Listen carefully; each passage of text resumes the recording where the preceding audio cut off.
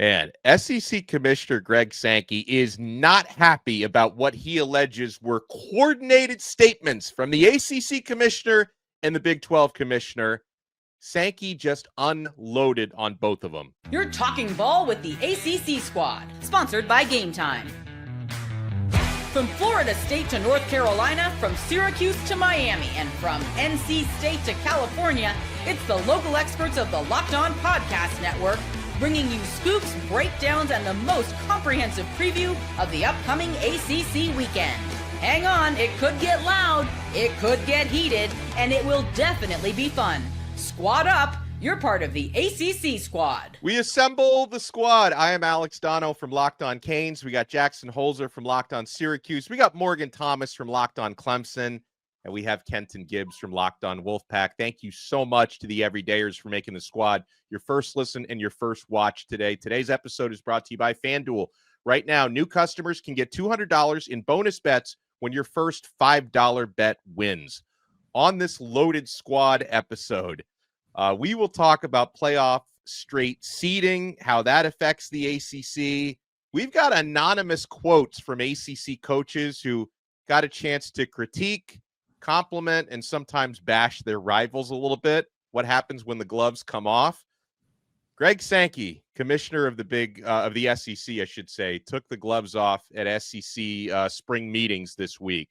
So he was asked about comments that ACC Commissioner Jim Phillips and Big 12 Commissioner Brett Yormark made that seemed like coordinated comments they made to CBS Sports about how, they unanimously voted for the straight seeding of the college football playoff, which Jim Phillips, ACC Commission, admitted this is probably detrimental to our league. But in his words, we voted for this for the greater good of college sports. Yormark said something similar. And Greg Sankey took that as kind of a subliminal shot that, hey, we're trying to vote for things that are for everybody's greater good. Well, you guys over there in your ivory towers in the SEC and the Big Ten are maybe thinking about yourselves. That's the way Greg Sankey took it, saying, I don't want to be lectured from others about the good of the game. I don't lecture others about the good of the game. And he goes on to talk about how he has championed inclusivity in the college football playoff, basically saying, I've done so much for you guys, and now you stab me in the back. Jackson Holzer, I'll let you buy the first round on this one. So here's the thing. He's not really supposed to care about the other conferences, is he? He's the SEC commissioner.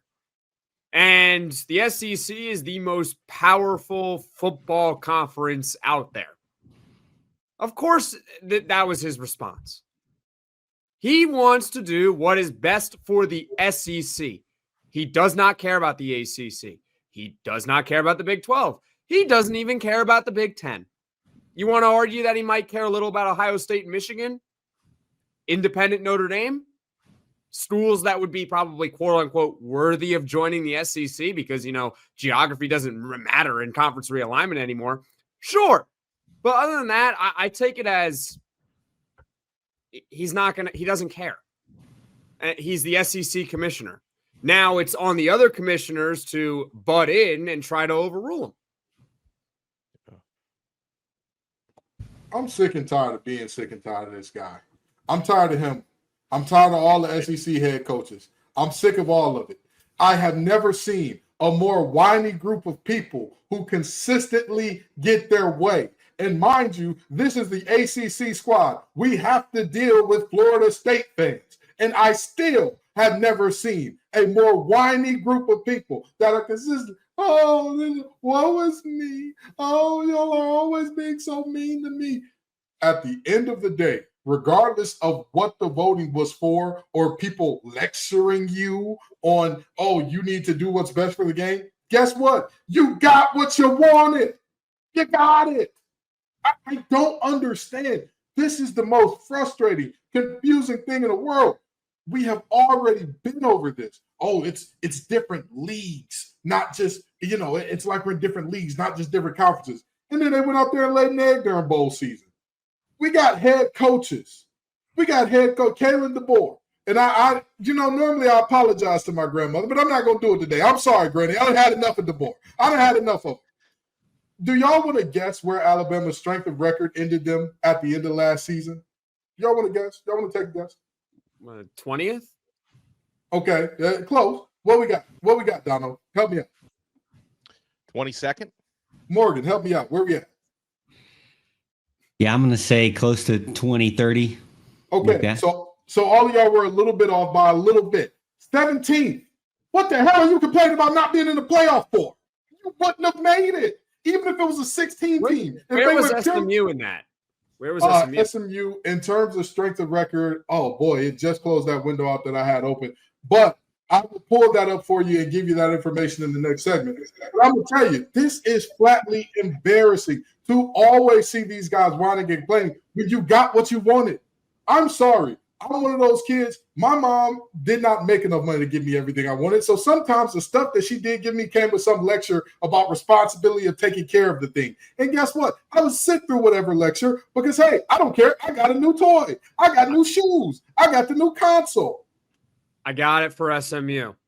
I don't know if you're going to be too happy about it. They are 18th. They're one spot behind Alabama.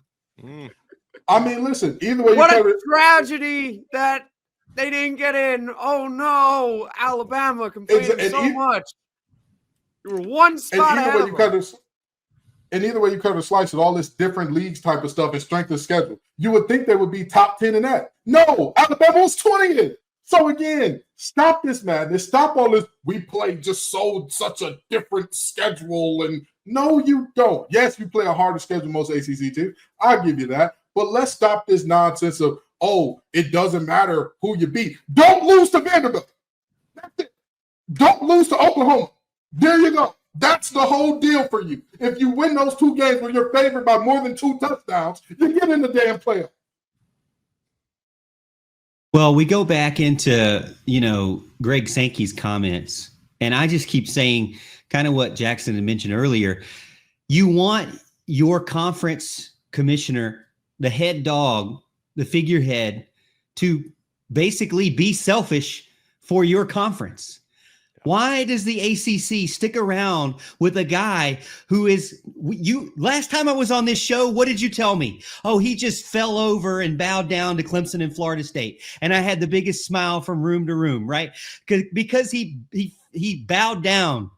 And what did he do again? He's now voting with the same thing with everyone else. He didn't have a different vote, but he says, I know we didn't have a different vote, but guess what? My vote was about the college football as a whole, not just my league, which, he's just saying that because he knows 2 years down the road, the SEC Greg Sankey's already mentioned in this conference that he said, we're going to get at-large bids because we'd rather have at-large bids than the 4 guaranteed bids that were out there, because he feels like they're going to get 6, 7, 8 at-large bids, which is honestly not that crazy because of how the rankings go. But what that comment, I want to pick that up. Greg Sankey, he's politicking when he says stuff like that, like, oh, you guys are complaining about getting 2 auto bids and us getting 4 auto bids. Well, I'm throwing you crumbs because if we did just, straight up seeding, we would get there would be no ACC in the playoff. It's like he's able to frame these arguments as if every concession, as tiny as they are in reality, every little concession he's giving to the ACC and the Big 12, he's making it seem like, hey, we don't have to do this, guys. Like, he was talking about like pressure from, SEC members, which are kind of his bosses. Like he has to, balance what the presidents and the chancellors tell him that, like basically implying that the SEC wants to just do their own playoff without anybody else involved, as if that would be the best thing for college football. I mean, listen, I know that there's a big SEC bias, but does any true college football fan, at least one who doesn't root for an SEC team, and even a lot of them who do you really want to have an SEC-only playoff? Do you really want to exclude every other team, every other meaningful brand in the country? He makes it seem like, oh, we would do just fine with an SEC-only playoff. How sweet of me to include the rest of you guys in our SEC Invitational. The only reason why they're including the other teams in this SEC Invitational is because they want to get Ohio State and Michigan and some of the other big-time power programs that they believe are on their level anyway. Yeah. Like that's really what it comes down to. He really only cares. Why? Yeah, Morgan. Why does Jim Phillips only like the greater good of the game? Why? Can you stick up for the ACC for once, dude? Like for once. We got this Sankey guy out here. He's politicking. He's twisting his words, and he's making you believe like, oh, I am doing what's straight or good for the game, but in reality, he's not. And our commissioner's just like, yeah, we're going to fall right in line with him. We're going to fall right in line. Like, what is this?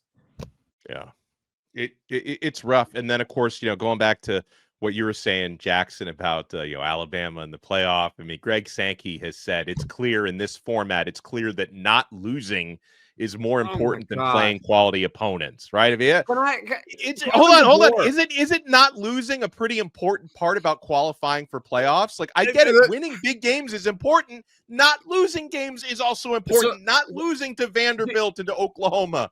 I'm going to make this about Syracuse for a moment. Forgive me. But you know that Syracuse and Alabama finished with the same records last year? Mm-hmm. One team was considered for the college football playoff. One team did not come close. And Syracuse fans, I mean, most realistic Syracuse fans, we weren't complaining about not being considered because you know what? We accepted. We went 9-3. We did some really good things, but we also got shellacked by Pitt. We lost to Stanford and also lost to Boston College. That's not playoff worthy. There was another 9-3 team in Alabama who was one team away. One. That's it. Why do you think they got consideration for the college football playoff at 9-3? And again, I want to know more than anything else, if we're talking about, oh, you went through such a murderer's row, well, surely the teams that beat you must have performed extremely well out of conference, right? Surely Oklahoma must have lit it up out of conference. They couldn't have lost to an American Conference team like Navy by double digits. They couldn't have done that.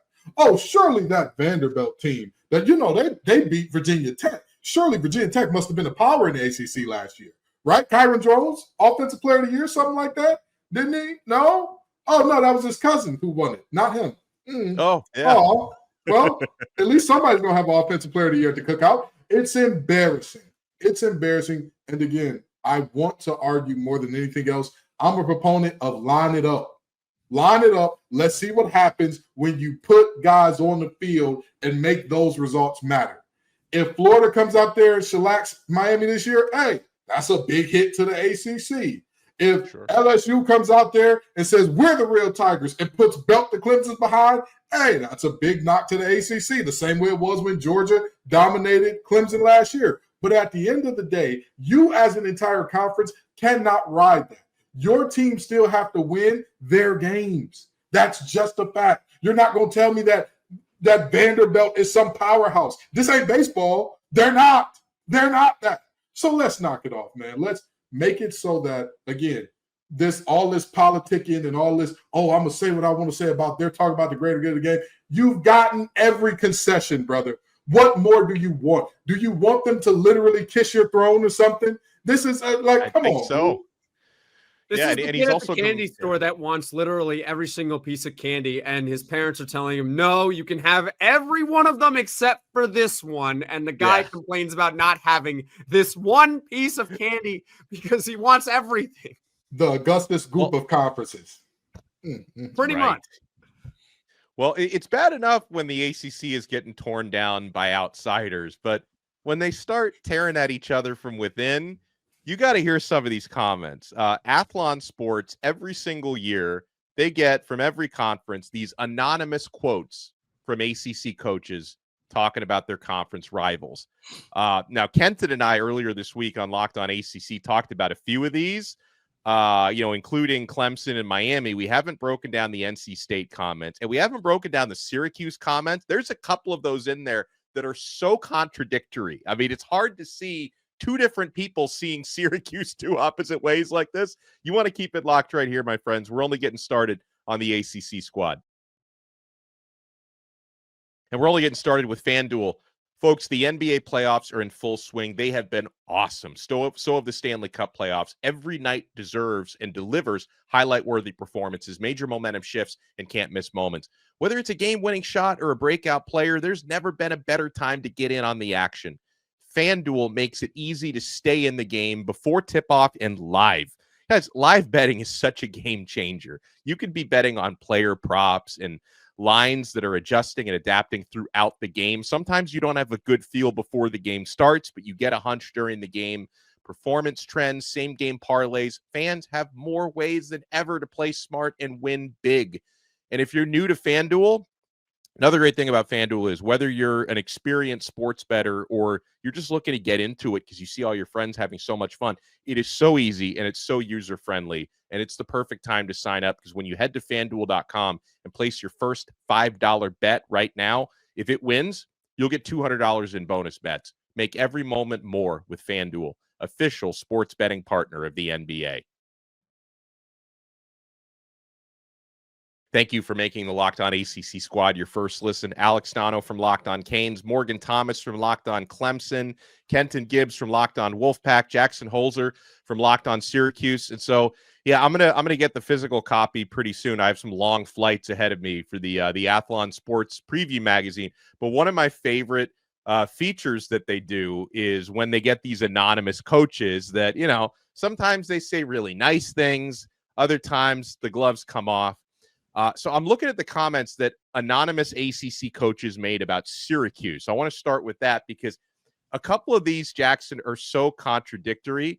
One ACC coach said about Syracuse, the biggest culture change at a program in our league for sure. Another coach said they're not a really good run team, and it's going to hurt them more with an inexperienced quarterback. So hold on. Does Fran Brown have a good culture, or is Syracuse not a well-run team? Can't be both, can it?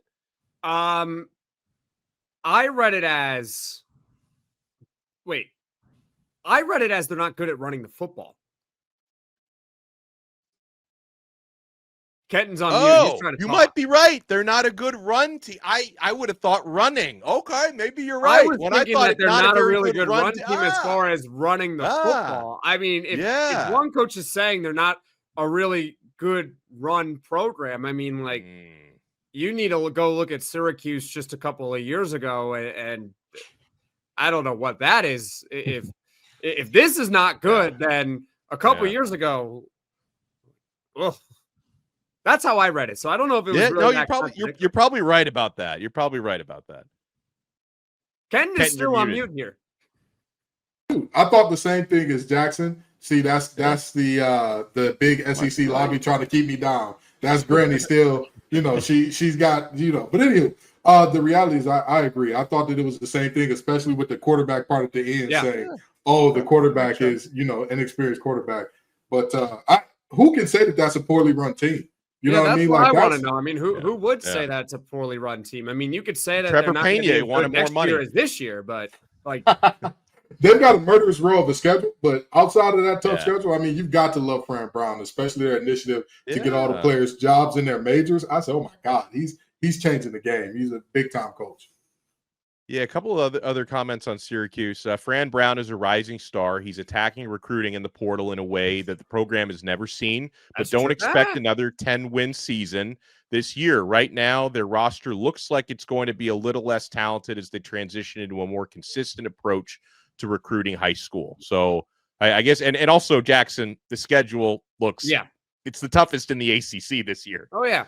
I would say that never seen is a little bit of a stretch. I mean, 30 years ago, they were pretty good in recruiting and they would have some really, really good teams. But I mean, if you're talking about recent history, I mean, we haven't seen this in over 2 decades. So I get what you're trying to say there.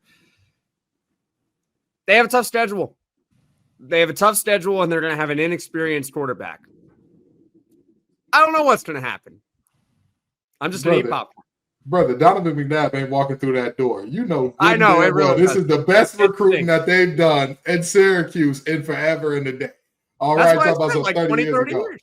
It's the same thing as ever to most people. You weren't even alive then. You know what I mean? Hey, I'm 23.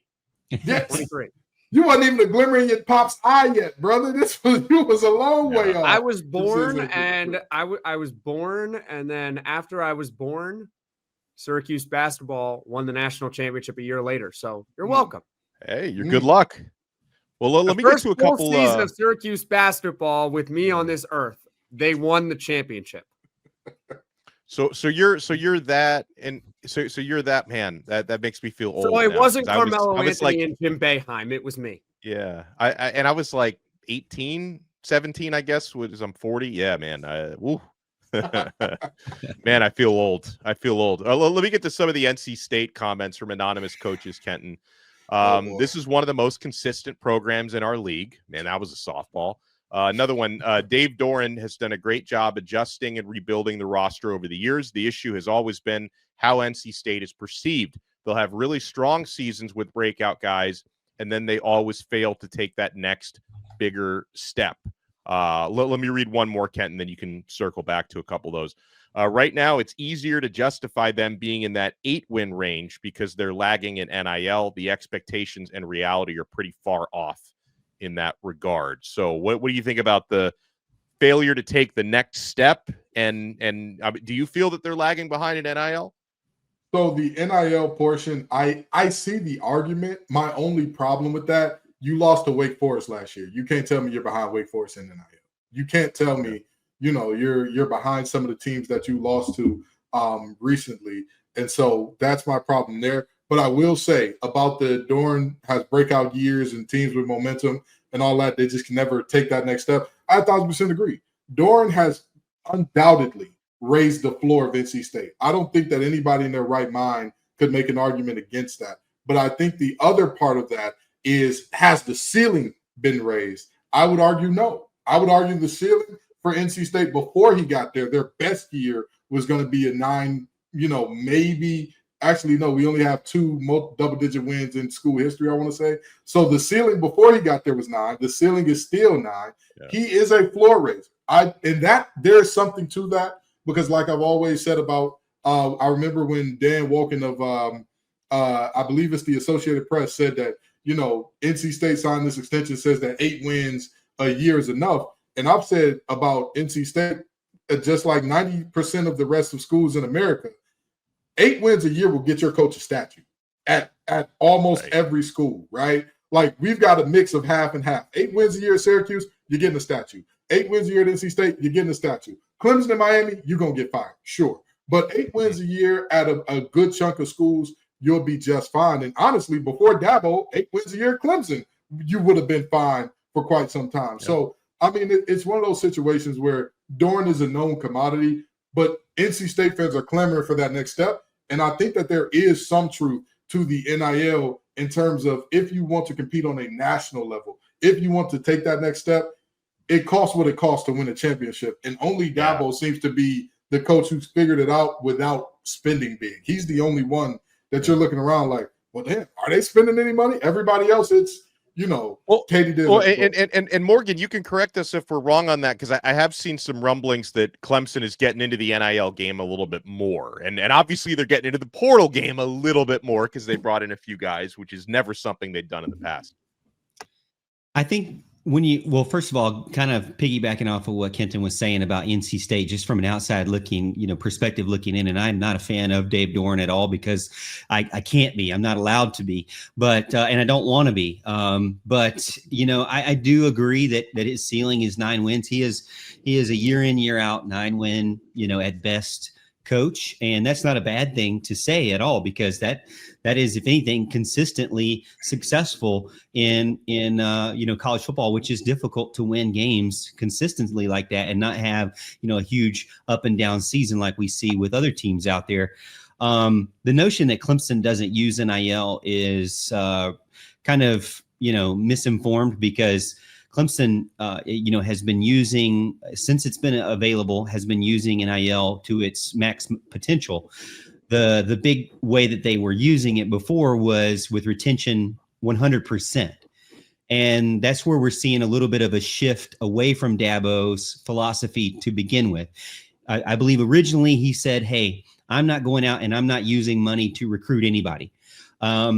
and I'm going to use it to retain guys who already have the jersey on, which did really well because most of the guys who were transferring out were not like Concepcion type level players or quarterbacks that were your starting quarterbacks like other places you see around there. So I think his initial approach was heavy on retention, which he paid Will Shipley, he paid Cade Klubnik, he paid Phil Maffa and a lot of guys, big time. And then when you get guys like Peter Woods in the mix, we know that it wasn't, he always says, I don't lead with that. But we know for a fact that Peter Woods was being paid immediately as he got on campus. So, there seemed to be a little bit of a shift from 100% retention of guys who were already on the team to, okay, we can do freshmen. And then now this year it's, all right, maybe he's not an adapter, a quick adapter or an early adapter like you would be the first guy out there to buy the brand new iPhone, right? But maybe he takes a little bit longer than fans would like. Maybe 3 or 4 years was a little bit of a delay because there was some frustration there, especially from me too.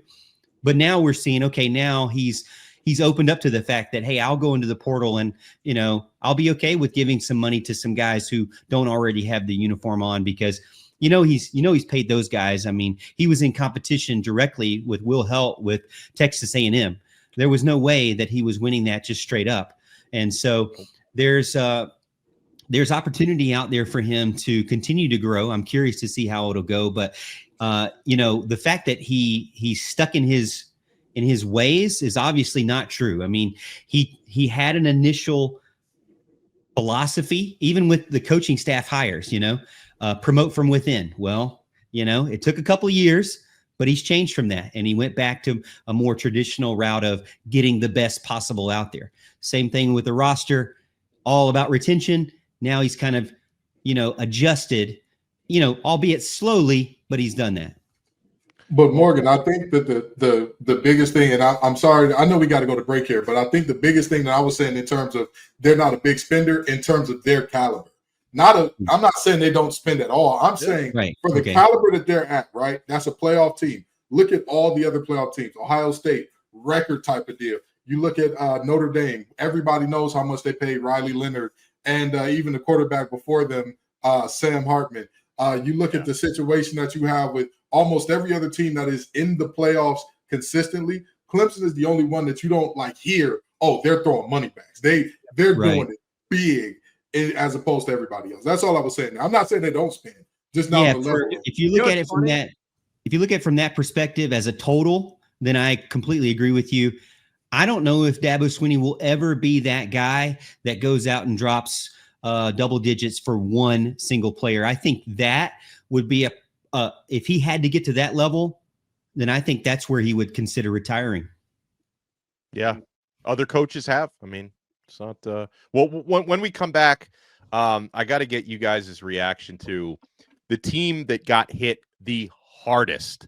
I mean, one program I thought would get hit harder was Stanford, because Stanford's over-under is like 3.5 wins this year. I thought they'd get hit harder, but a different program in that part of the country got absolutely slammed. You want to keep it locked right here. We're not done yet on this episode of the Locked On ACC Squad.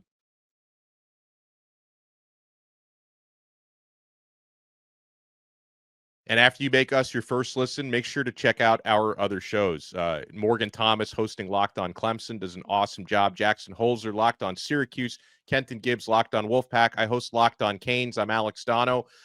So I thought, guys, they went a little soft on Stanford, considering they had, a coach fired over a scandal, and then you've got an interim head coach and Frank Reich coming in that have said he's not going to stay longer than a year. It seems like a mess there, transfer exodus and all that.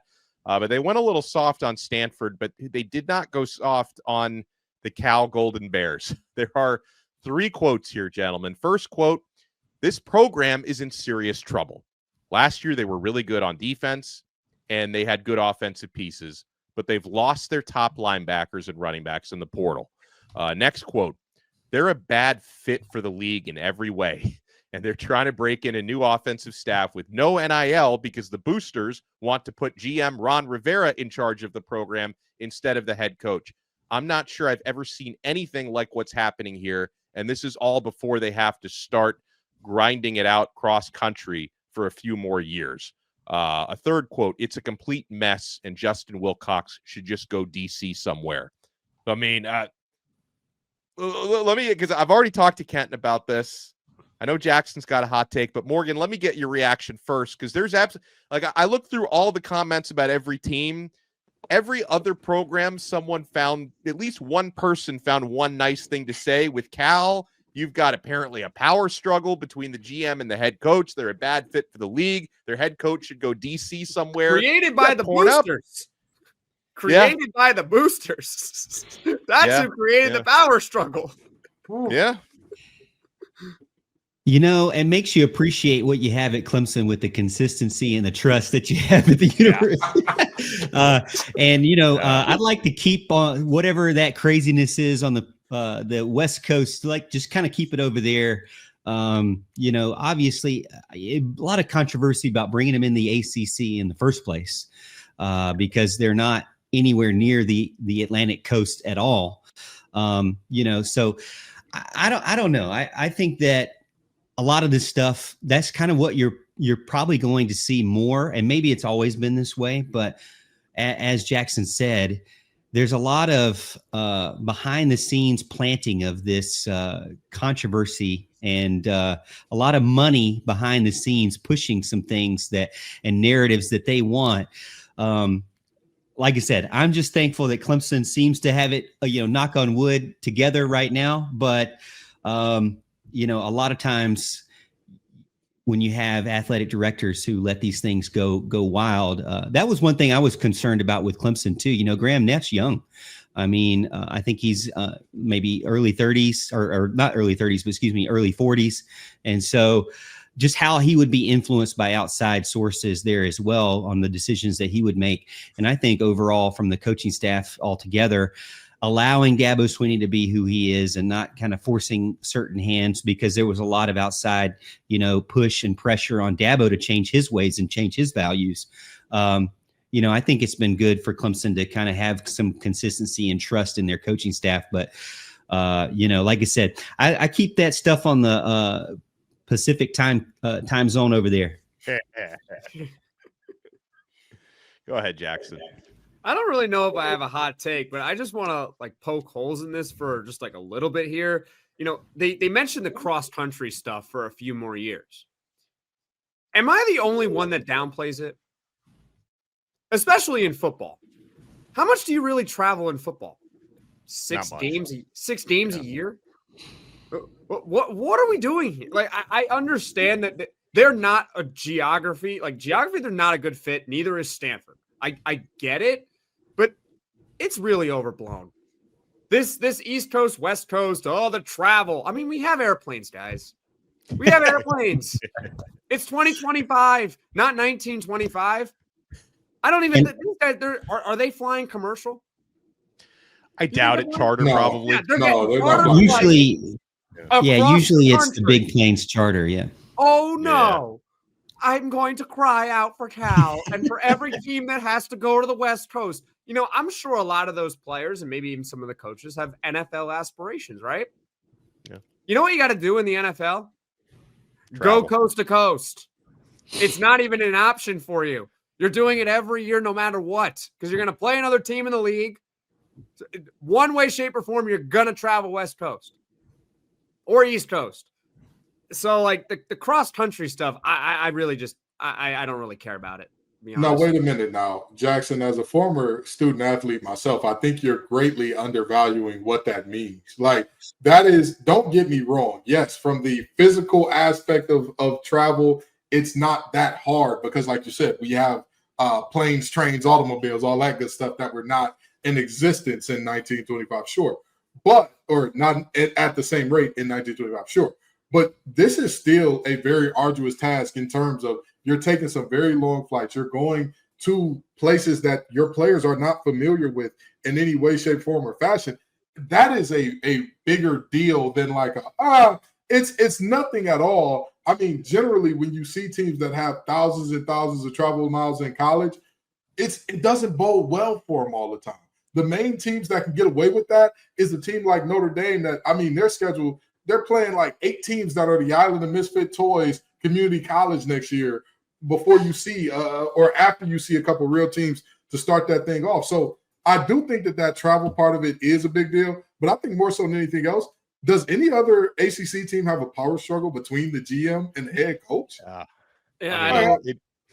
don't know. I mean, that's the part to me where I'm like, oh, y'all really don't fit. This is some foolishness, and I'll tell you. Where would you fit? What conference would you fit in with a power struggle? Like that's just not a good way to do business. I mean, that's fair. That's fair. Like, oh, he's not a good fit for the ACC, but he'd be great in the Big 12 with that power struggle you got there, because that's all the Big 12. No, I don't know. I mean, if that's what another conference does, then you're just not doing it right. That's true, but no other conference outside of maybe the SEC would they have worse travel problems than they do in the ACC. Like that, I don't think there's in the Big 10. At least you have a few schools where you could end up playing a bunch of schools that are either up the West Coast or in the Central Time Zone. In the ACC, everybody, you're coming 3 hours every single time you're traveling, except maybe Louisville. They might be on Central Time, but even them, I think they're on Easter. So SMU, I think, is on Central Time. Oh, SMU. Okay, yeah. SMU. So you got 2 games max where you get the Pacific time that you're in or Central Time, but everything else, every time you travel, you know, that's tough. But I will say, when you compare travel miles to your boosters creating a power struggle between your GM and your coach, the travel seems like the least of your problems. Yeah, I really wouldn't worry about it. Yeah, I don't want to hear about the travel. I don't. With all due respect, I just don't. I don't have the time to really care all that much about the travel. We got to get Lawrence Ross back on the show, because they got travel problems, they got transfer problems, they got offensive coordinator problems, they got running back problems, they got linebacker problems, they got every problem you can imagine. We need to get Lawrence Ross, Cal Superfan, back on the show to see what the priority of problems are. I've tried recently, but see, Lawrence Ross is also an award-winning author and lecturer. So I hit him up recently, and it was during like the busy part of his lecture season. I'll hit him. I don't know when. It's probably ended now with the academic year. So I'll hit Lawrence up again. Maybe listen, Lawrence, you hired him for the show. Relocate. Lawrence is hiding from the show because he knows his team got all these problems. Come on, I have to come on here when Grayson McCall got hurt, and that was embarrassing NC State. You come on here now that y'all ain't got no running backs. They ask you if you got eligibility, Lawrence. Come on the show. Well, I mean, that'll be he could set the record straight on Cal. I appreciate everyone who makes the Locked On ACC Squad your first listen and your first watch today. Again, make sure you check out Locked On Syracuse, Locked On Wolfpack, Locked On Clemson, Locked On Canes. Make sure you check out the Portal. Our friend Brian Smith, who not only hosts Locked On Seminoles, but he hosts the Portal podcast, one of the newest pods on the Locked On family. Brian Smith talks about everything, all the big issues in college football, recruiting, NIL, transfer portal. He breaks it down on a national level. So make sure you make that your next listen. And we'll talk to you again next time on another episode of Locked On ACC right here on the awesome Locked On Podcast Network. Your team every day.